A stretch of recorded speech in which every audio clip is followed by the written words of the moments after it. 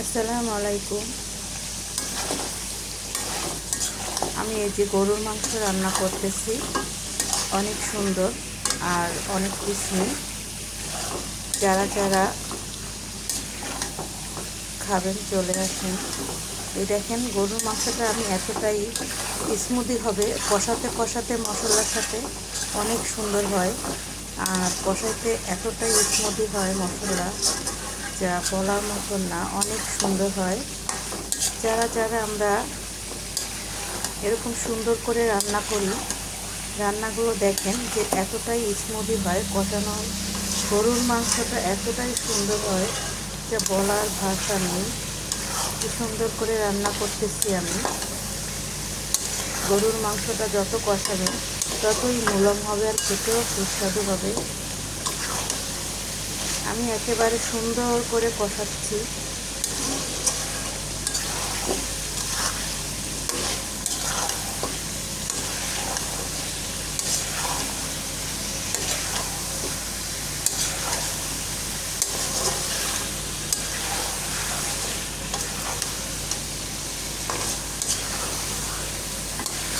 যতটাই কষানো হয় লোভনীয় হয় খেতে, আর ততটাই সুস্বাদু হয়, যা ভাষা প্রকাশ করা যায় না।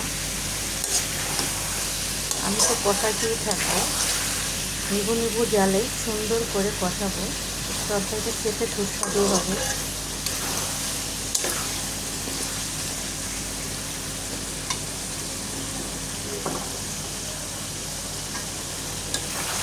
রান্নাটা দেখেন অনেকটাই সুন্দর হচ্ছে, এতটাই সুন্দর হচ্ছে রান্নাটা যা বলাই যাবে না।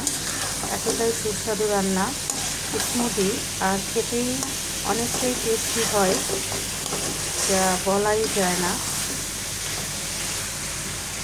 আমরা যারা যারা রান্নার ভিডিও ছাড়ি সবাই একত্রে মিলে কাজ করব।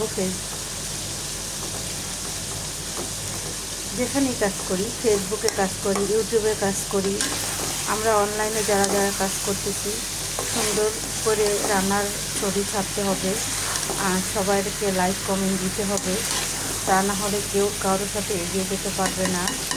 আর আমার ভিডিওটা যদি ভালো হয়ে থাকে একটু শেয়ার করবেন, আর এরকম রান্নার চেষ্টা করবেন। ময় মশলা দিয়ে কষাইতে কষাইতে সুন্দর স্মুদি হবে, সেটা অনেকটাই খুবই ভালো হবে।